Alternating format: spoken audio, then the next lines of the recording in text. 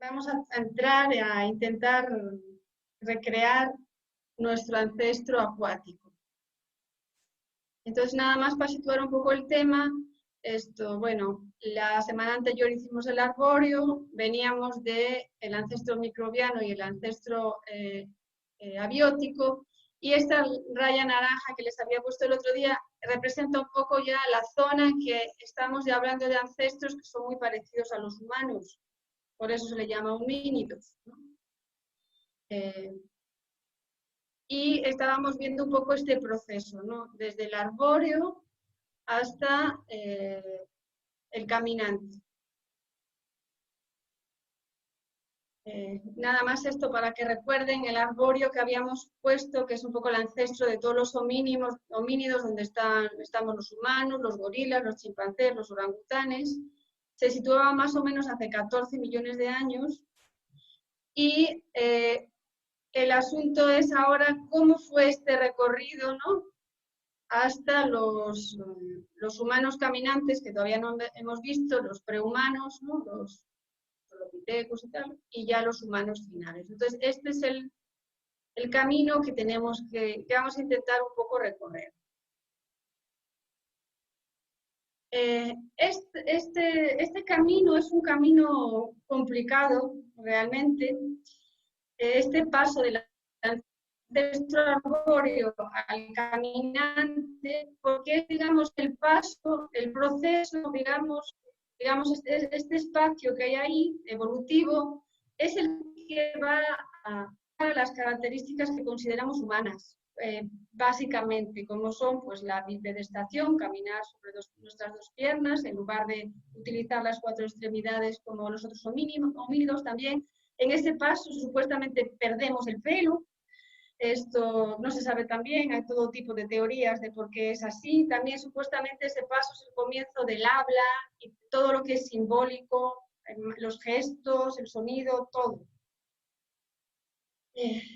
Bueno, entonces, como os digo, eso lo hace un poco complicado y ha dado lugar a que haya todo tipo de teorías, porque sí es cierto que la comunidad científica parece estar muy de acuerdo en que hubo un ancestro arbóreo, eso no lo niega nadie, y también está de acuerdo en que hay como una especie de prehumanos, ¿no?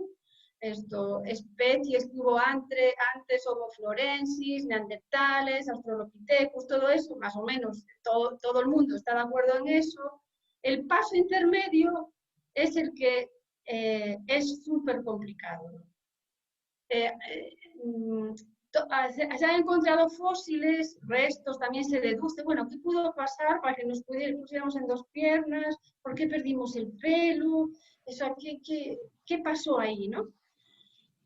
Entonces hay muchas interpretaciones, deducciones, pero en este momento de que estamos tan cerca ya de lo que somos los humanos y que además es el momento en el que se decide, ahora sí vamos a pasar a humanos, hay un montón de condicionamiento cultural. Las interpretaciones de los hechos están totalmente condicionadas por nuestra cultura, por la sociedad, porque realmente, bueno, yo creo que es bastante claro para todos que desde hace ya muchísimos años vivimos en una sociedad patriarcal, clasista, racista, machista. Entonces hay un montón de explicaciones que se dan que tienen ese sesgo total y completo. Entonces, por eso os digo que está súper complicado. Por ejemplo, mismo en que busco imágenes que poner, encontrar una imagen de la evolución humana. Esto que es típico, ¿no? Está el mono, se va enderezando, toda esa secuencia, ¿no? Y aquí os pongo aquí, ¿no? Por ejemplo, encontrar esta imagen en que la que evoluciona es una mujer es un caso casi imposible. Esto es porque es un libro que habla de evolución y mujer. Porque todas las imágenes son hombres siempre. Y siempre el último que aparece ya súper evolucionado es blanco, es alto, o sea, está totalmente enfocado en lo que se considera el hombre, ¿no? Hombre blanco, alto, con rasgos caucásicos, ¿no? Entonces, mismo eso, incluso por ejemplo aquí que encontré una mujer, pues es una mujer blanca, esto clásica, indoeuropea, o sea, no vas a encontrar aquí una mujer indígena representando a la humana, es imposible. Normalmente ni siquiera es una mujer, es un hombre, pero incluso cuando se encuentra una mujer, no es una mujer que no es indígena, ni negra, ni nada. Es la mujer blanca que representa la evolución del ser humano. Entonces, por eso os digo que aquí en el medio la cosa está súper complicada, porque todas las interpretaciones están sesgadísimas, aunque los científicos, bueno, yo he investigado, yo incluso investigando en biología molecular, que dices tú, bueno, aquí que va a haber, ¿no? Te das cuenta que hay sesgos siempre, que no hay objetividad, es imposible, ¿no? Y más si se trata de explicar el paso en el que dejamos de ser animales, que eso es lo que se dice, ¿no? Seguimos siendo animales y pasamos a ser humanos, pues ahí ya solo os digo eso, ¿no? Que está complicado. Es por eso que hay también muchísimas teorías, ¿no? Digamos que las tres teorías, o sea, la teoría que sí siendo todavía más aceptada, que a veces se dice la de los tartanistas, es la teoría pues de que pasamos a la sabana y que ahí cuando se acabó el bosque, por decirlo así, cuando empezó las condiciones climáticas hicieron que ya los bosques se redujeran y ese ancestro no pudiera vivir en esos bosques y pasó a la sabana, pues ahí desarrolló armas, lanzas, por eso se puso de pie, porque eso le daba más posibilidad para cazar, el pelo igual lo perdió por la sudoración, hay así toda una serie de argumentos, ¿no? También se dice que, bueno, que realmente luego se dice que no, que en realidad la sabana no se podía sobrevivir, pero igual había otras zonas donde todavía se mantenía la selva y un pequeño grupo se mantuvo ahí y ese fue el que dio origen a los humanos posteriores. Y luego está también la teoría del simio acuático, quizá la menos reconocida científicamente y es un poquito más reciente, que nos dice que, bueno, que hubo un paso intermedio, digamos, viviendo a las orillas del mar o a las orillas de zonas lagunas, ¿no? Y que eso fue, ese refugio fue también la razón de que nos pusiéramos de pie, perdiéramos el pelo.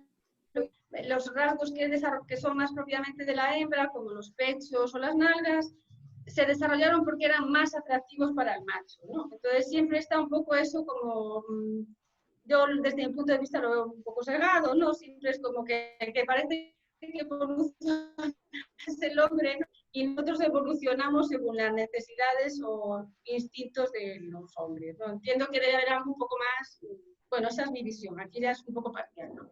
Quizá por eso también todas esas imágenes que vemos de la evolución son siempre, bueno, no sé si puedo decir todavía hombres, machos homínidos, ¿no? Que son los que inventaron el fuego, que son los que cazaban, que son los que van cambiando evolutivamente. Entonces, por eso os digo que siempre hay un poco de sesgo. Yo propuse desde el principio el acuático, bueno, primero porque hay varias pruebas que a mí me convencen, aunque las otras no es que no me convenzan. Os voy a decir cuáles son, ¿no? Bueno, aquí como veis, la teoría esta del simio acuático oficialmente se llama hipótesis del simio acuático, y cuando yo os hablaba de Elaine como una forma de representar este ancestro, es porque hay una investigadora que se llama Elaine Morgan, que fue un poco la abanderada de esta teoría, ¿no? Aunque de acuerdo hasta que hayamos perdido el pelo, que fue una de las cosas que pasó, o sea, no totalmente, pero tenemos muchísimo menos pelo que cualquiera de nuestros primos homínidos, ¿no?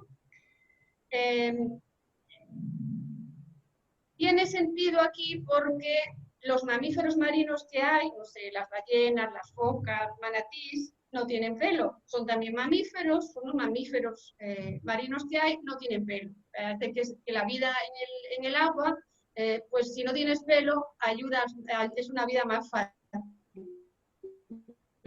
Entonces, supuestamente un buen argumento. Bueno, perdimos el pelo porque tuvimos una fase un poco acuática marina, los que tenían con menos pelos pues tenían más facilidad para sobrevivir y para reproducirse. Entonces, por eso ese carácter sin pelo fue avanzando, ¿no? Bueno, otra razón es lo que es la bipedestación. Cuando vemos a un simio, por ejemplo, a un chimpancé, meterse en el agua en zonas lacustres, se ponen de pie. tienen esa capacidad de hacerlo. Levantan los brazos normalmente y se pueden pasear ahí por un lago, ¿no? Entonces, en ese momento, un simio, que es así como un simio, digo, un chimpancé, que es así como un primo cercano, entra en el agua y se pone de pie. Otro argumento es que hay otros mamíferos terrestres, como por ejemplo los elefantes y los rinocerontes, que no tienen pelo, son mamíferos sin pelo, ¿no? Y esos mamíferos se han encontrado que los dos tienen ancestros acuáticos, se han encontrado fósiles de ancestros acuáticos de los elefantes y ancestros acuáticos de los rinocerontes. Entonces digo, chispas, pues quizá ellos también por eso no tienen pelo, porque pasaron por el agua. El hipopótamo también. Otro argumento es, por ejemplo, la grasa. Los mamíferos que están en el agua, las ballenas, las focas, tienen bastante grasa. Y nosotros, respecto a nuestros primos, chimpancés, gorilas y tal, tenemos mucha más grasa que ellos. Ellos tienen mucha musculatura más desarrollada que la nuestra, pero tienen muchísima menos grasa que nosotros. Y hay otros homínidos, como los chimpancés, los gorilas, que no tienen el control respiratorio que tenemos nosotros. Quizá la capacidad que tenemos nosotros de parar de respirar, tomar aire, o sea, controlar tanto nuestra respiración, que no podemos hacer con el latido del corazón o con nuestra digestión, pero sí con la respiración, viene de ese pasado, ¿no? En que aprendimos a supervivencia, porque buceábamos, conseguíamos ostras, bueno, quién sabe. Luego también tenemos una capacidad bastante innata para nadar. Por ejemplo, los chimpancés, como tienen mucho más músculo que nosotros, se hunden mucho más. A nosotros, que tenemos un poco de grasa, eso nos permite flotar. Es más fácil para nosotros nadar que para cualquiera de nuestros primos. Entonces, eso podría ser por ese pasado acuático que tenemos, ¿no?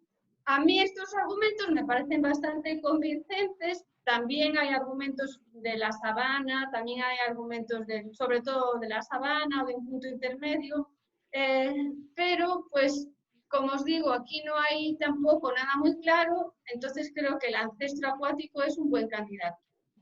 Otra razón por la que me parece que es un buen candidato para este trabajo, ¿no? Este proyecto de caminantes, que es una mezcla un poco de lo artístico, lo biológico, todo eso, es porque el ancestro acuático, independientemente de que con el tiempo esto se demuestre o no se demuestre, todo lo acuático es un poco un símbolo también de lo oculto, de lo que no se sabe, ¿no? Digamos, incluso biológicamente las profundidades marinas sigue siendo quién sabe lo que hay ahí, sigue siendo un misterio. Digamos que ya tenemos más o menos una idea así general de los organismos que viven sobre la Tierra, pero de los que viven bajo el mar todavía hay ahí muchísimo misterio, ¿no? Entonces, en este sentido me parece que el ancestro acuático puede representar también eso que no se sabe, ¿no?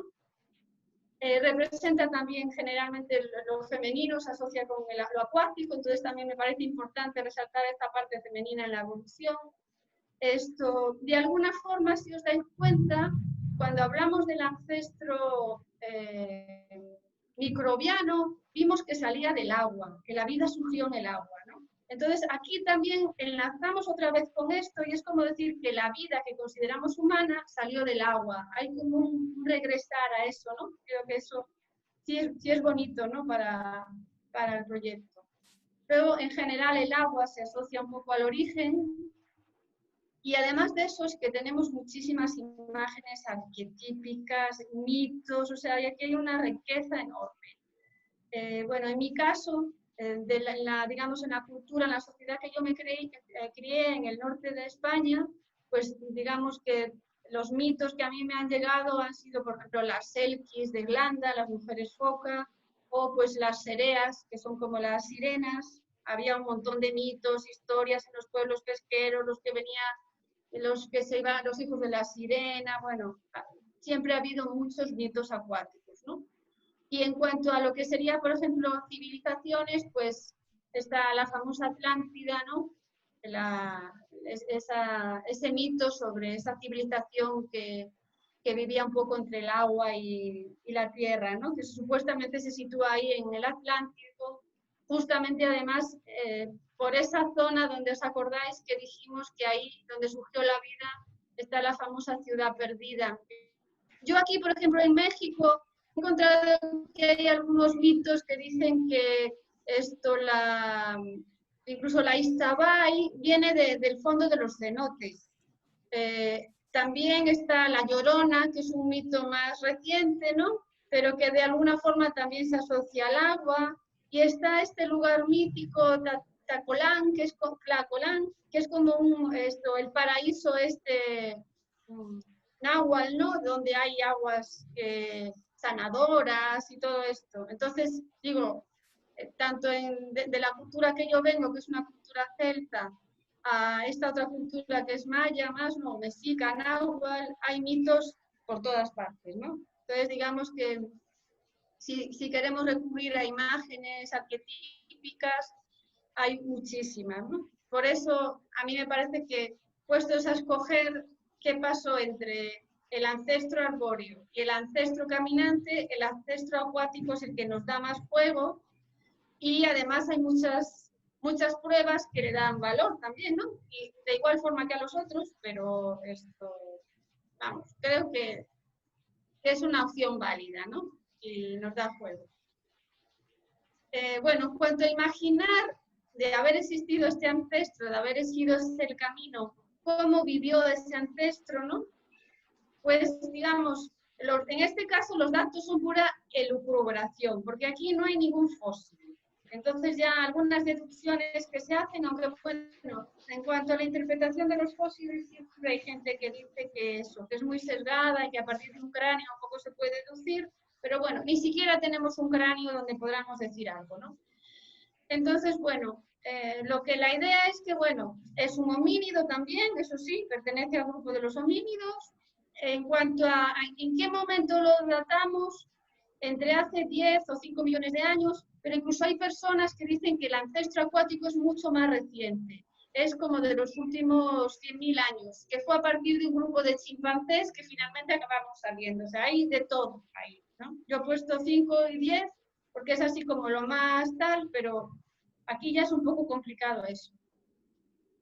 Bueno, de existir estos ancestros, habrían vivido en las orillas del mar, o también en las orillas de los lagos, ¿no? Hay una vida semiacuática, podríamos decir, ¿no? Entre el agua y todavía la zona costera o la zona de la selva o del ambiente en el que estuvieran, también terrestre.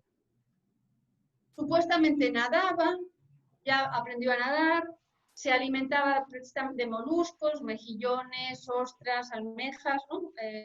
Mientras supuestamente no tenía igual esa habilidad para pescar. Entonces sí hay un montón de criaturas, cangrejos, no sé si han visto algún documental donde se ven como las nutrias con piedras rompen las ostras, es impresionante ver cómo lo hacen, ¿no? Entonces, pues supuestamente debía ser algo así también, romper las conchas con piedras. En las aguas, digamos que era un sitio seguro para las crías, porque quizá en las orillas, en la zona más terrestre, donde había más depredadores, pero los depredadores que podía haber en las orillas del mar o al entrar en el mar, pues eran pececitos, o sea, ni siquiera los peces grandes llegaban ahí.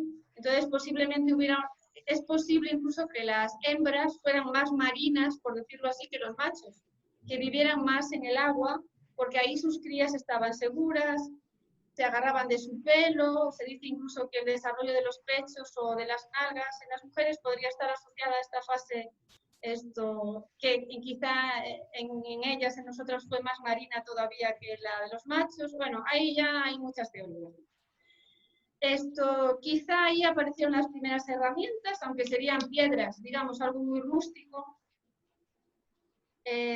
Empieza la bipedestación, porque sí, ya supuestamente nadaban, pero también podían hacer como los simios que vemos, como los chimpancés, ponerse de pie, y en esa situación de menor gravedad podían moverse en el agua, podían caminar sobre la arena. Entonces ya digamos que empieza ese proceso de bipedestación. irían perdiendo el pelo. Originalmente igual tenía todavía el mismo pelo que un homínido arbóreo, pero en este proceso, como os digo, como ha sucedido con todos los mamíferos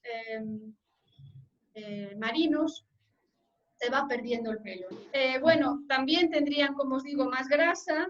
Ya la grasa ayudaba a flotar, entonces digamos que los que nacieran con más grasa tendrían más posibilidad de sobrevivir y por eso tendrían más crías.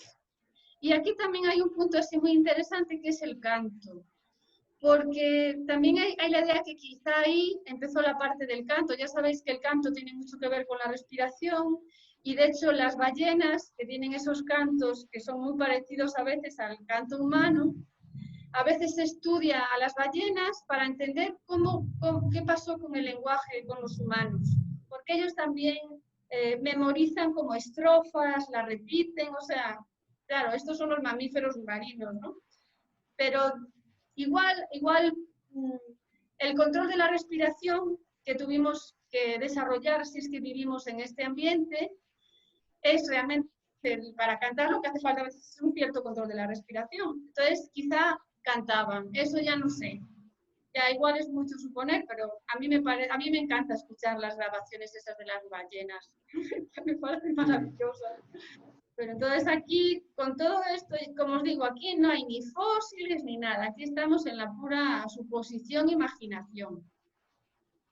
Es para pensar cómo pasamos de estar en los árboles llenos de pelo a cuatro patas, por decirlo así, a estar caminando con mucho menos pelo, a dos patas y hablando. Entonces tenemos que pensar qué pasó ahí en el medio, y entonces el medio acuático yo creo que sí ofrece posibilidades, ¿no?, para pensar que esa transición pudo estar favorecida por esa vida en el mar.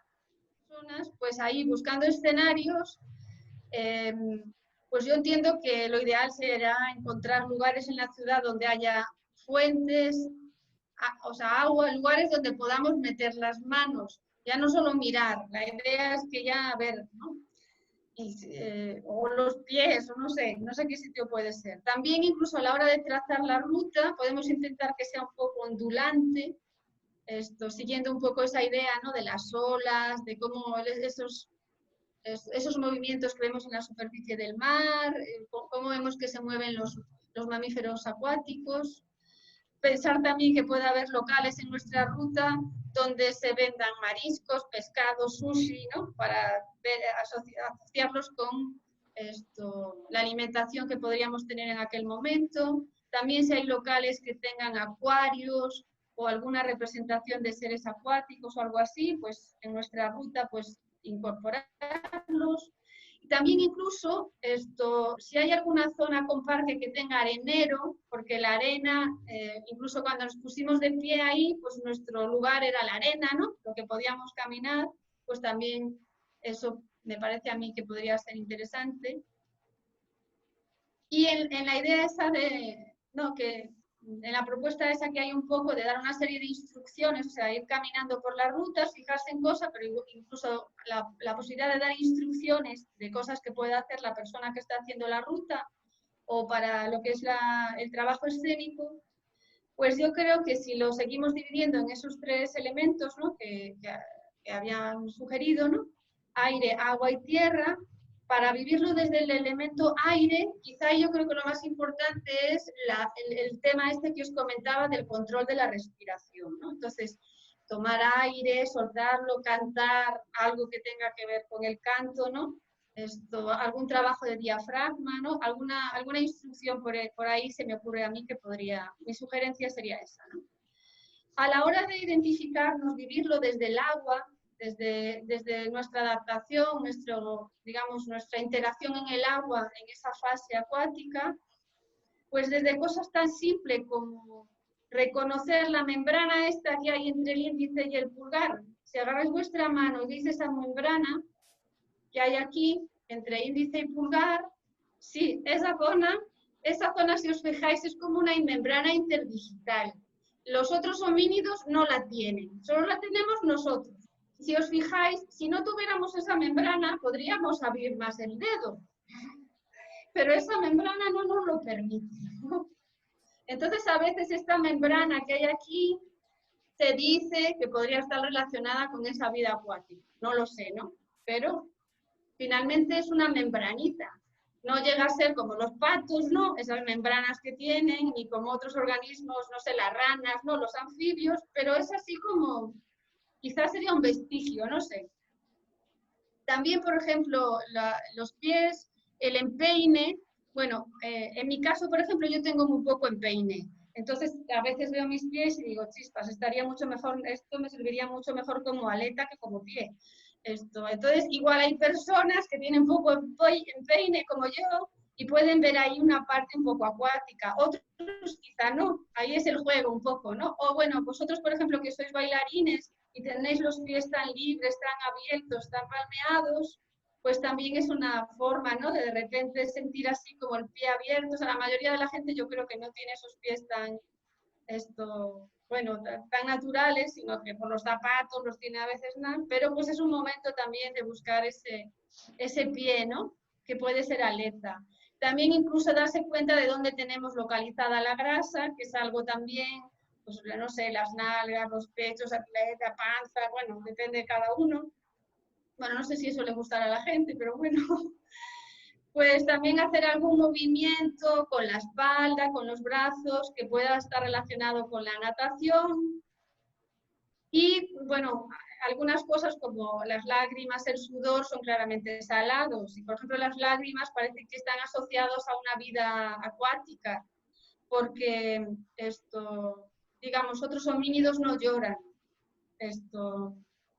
En cambio, muchos mamíferos acuáticos producen lágrimas para compensar el exceso de sal al vivir en un medio salado, ¿no? Entonces, ahí esas son las ideas que a mí se me ocurren. Digo, igual se me ocurren más, pero ahora, en el momento en que estaba reflexionando estos días, esas eran las que se me venían a la cabeza, ¿no? Y en cuanto a vivirlo desde digamos, una instrucción que esté asociada a la tierra, pues, por ejemplo, a mí me parece que sería eso, buscar un lugar, por ejemplo, con arena, un arenero, donde la tierra esté suelta, caminar por ahí, pues parecería un poco cómo caminaría ese ancestro, ¿no? Caminar incluso con los brazos elevados, todo lo que sea sentir menos la gravedad, nos acercaría un poco más a esa vida acuática, ¿sabes? Porque, digamos, bueno, ustedes como están acostumbrados a trabajar con el cuerpo, quizás son muy conscientes de la gravedad, pero creo que la mayoría de nosotros ni nos damos cuenta de la gravedad hasta que pasa algo, ¿no? Y te lo hace muy evidente. Digamos, nuestros ancestros acuáticos de repente tenían una gravedad mucho más disminuida ahí debajo del agua. Quizá eso también ayudó a que se pusieran de pie, bueno, quién sabe, ¿no?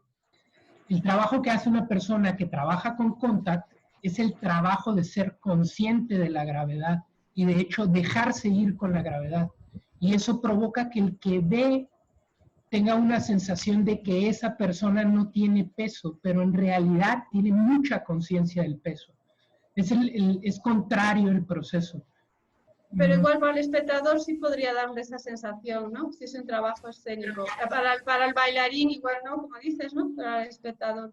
Como práctica, digamos, para que alguien haga contact en la caminata, pues sería como el efecto totalmente contrario. Lo que le produce sería un arraigamiento a la gravedad. Sí, sería más como para el proceso del caminante, o sea, para el... Claro, para el proceso del caminante, igual, buena idea, muy pero está interesante la reflexión, porque justo para la pieza escénica podemos usar lenguaje del contact, ¿no? Como algo, un trabajo corporal desde allí, para un momento, y para la caminata en el siguiente ancestro. Y bueno, también que como la tierra siempre tiene un poco que ver con los alimentos, pues con la supervivencia y tal, pues algún alimento marino, alguna actividad que tenga que ver con eso. Es decir, cuando estamos hablando de temporalidades muy atrás, es muy fácil como encontrar divisiones muy claras entre las características que han cambiado, como que los lapsos son tan largos que tú puedes observar una diferencia muy clara, muy específica entre digamos, si habláramos del arbóreo y hablamos de nosotros como terrestres, siento que la temporalidad permite ver una diferencia muy larga, y si lo analizas como más largo, son más los cambios que ocurren en temporalidades tan amplias.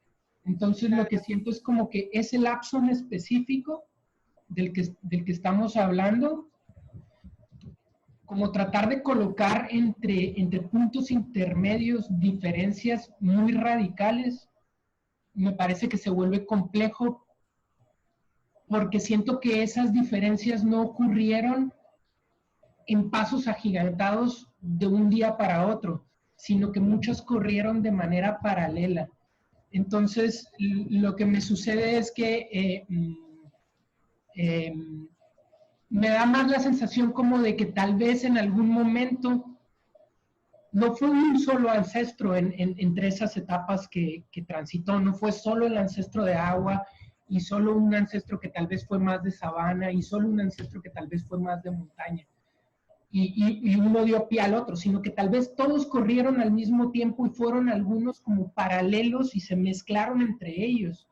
Claro, pero eso es igual que, eso es que cuando se utiliza la palabra ancestro, en realidad no se refiere a un ser, se refiere a un conjunto enorme de seres, o sea, de hecho, los fósiles que se encuentran en realidad no es ni siquiera el ancestro, es lo más parecido a ese grupo de individuos, no sé si individuos sería la palabra en este caso, de organismos que fueron cambiando, ¿no? Y como dices tú, se mezclaron, y uno empezó por aquí, otro por allá, o sea, eso sí es así, o sea, el ancestro no es de repente en concreto un tipo de homínido arbóreo, con unas características determinadas, no, esto es siempre, además, como dices, estamos hablando de millones de años. Ya cuando pasa, por ejemplo, del microbiano al ancestro del primer homínido, ahí pasaron miles de millones de años entre una bacteria y un ancestro arbóreo. Imaginaros todo lo que pasó. Lo que pasa que, bueno, la idea era que, bueno, si podemos un poco a la gente ya en algo parecido a nosotros, porque entonces vamos a tener que pasar, pues, los pluricelulares, los anfibios, los reptiles, y esto no vamos a acabar jamás, ¿no? Pero claro, incluso ahí hay un montón de cosas de intentos que quizás se extinguen, pero hay una parte de esos organismos que se extinguieron que permanecen en otros, que sí consiguieron seguir. Entonces sí, esto es una simplificación realmente en la que se pierde evidentemente toda la gran diversidad y complejidad, pero claro, a la hora de aterrizarlo no nos queda más remedio que hacer una simplificación, ¿no? Porque esto casi es el nacimiento del ser humano, porque aunque sigue sin ser Homo sapiens, cuando hablas de Cro-Magnon, Australopithecus, Neandertal, todo el mundo empieza a pensar que eso ya es un ser humano, ¿no? Ya es así como un protohumano. Por eso se habla luego de la Eva mitocondrial, el Adán cromosómico, porque es así como... Entonces, claro, todo lo que se diga respecto a esto tiene una serie de repercusiones políticas, religiosas, tal, importantes. Todas las palabras que terminan en ismos, ismo quiere decir dogma. Todos los ismos son dogmáticos. Entonces, a mí lo que me sucede es que precisamente creo que cuando hay un ismo, hay un dogma y hay un adoctrinamiento del pensamiento que te obstruye a ver una posibilidad. Entonces, finalmente, el poder percibir las cosas desde un sentido libre es como esa posibilidad de liberarte de esos dogmas, ¿no? Y para mí la construcción desde esta articulación como muy desde digamos, lo posible o lo que uno puede imaginar en cuanto a cómo evolucionó el hombre, me permite como liberarme en mayor o menor medida de esos dogmas. No lo terminas logrando, pero por lo menos no estás colocando tu ojo todo el tiempo en eso. A ver si esto toca con algo que estás guardando ahí, una memoria que tienes. Nuestro cuerpo está lleno de todas esas vivencias, rutas metabólicas, células unicelulares, pluricelulares, estamos llenos de todo eso. Entonces, ¿por qué no vamos a mí me parece, yo creo que sí, que es un conocimiento que tenemos, pero no expresado en palabras, expresado en otras cosas, ¿no? Que es lo que es maravilloso, porque yo creo que con este trabajo se puede llamar a sensaciones